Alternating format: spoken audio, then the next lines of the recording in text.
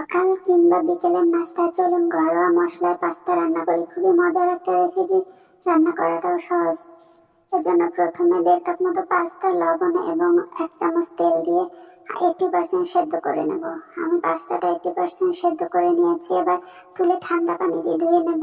পাশে একটা সস তৈরি করে নেব। 1 চামচ ওয়েস্টার সস, 1/2 চামচ চিনি, 1/2 চামচ পাপরিকা পাউডার, 1/2 চামচ লাল মরিচের গুঁড়া এবং 1 চিমটি হলুদ গুঁড়া দিয়ে 1 চামচ পানি দিয়ে মিশিয়ে রেখে দেবো। এপাশে একটা কড়াইয়ে তেল গরম করে তাতে 2টা ডিম সামান্য একটু লবণ দিয়ে স্ক্রাম্বল করে নেব। আমি ডিমটা ভালোভাবে স্ক্রাম্বল করে তুলে নিয়েছি। এবার একটা কড়াইয়ে তেল গরম করে দিয়ে দেবো রসুন কুচি এবং পেঁয়াজ কুচি। পেঁয়াজ এবং রসুন কুচিটা একটু ভেজে নেব।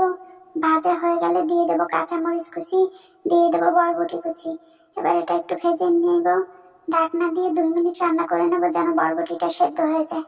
আমি রান্না করে নিয়েছি, বরবটি সেদ্ধ হয়ে গেছে। এবার ওই সসটা দিয়ে দেবো। ওই সসটা দিয়ে আরো 2 মিনিট ভেজে নিয়ে দিয়ে দেবো সেদ্ধ করে রাখা পাস্তা। পাস্তাটা এই মশলার সাথে ভালোভাবে ভেজে নেব। ভেজে নেওয়া হয়ে গেলে দিয়ে দেবো সেই ভেজে রাখা ডিম। ডিম দিয়ে আরো কয়েক মিনিট ভেজে নেব। 3-4 মিনিট ভেজে নেওয়া নিলেই রেডি হয়ে গেল পাস্তা। খুবই মজা হয়, এভাবে রান্না করে খেয়ে দেখবেন। একদম সাধারণ মশলা সাধারণ রান্না, কিন্তু খেতে অসাধারণ হয়।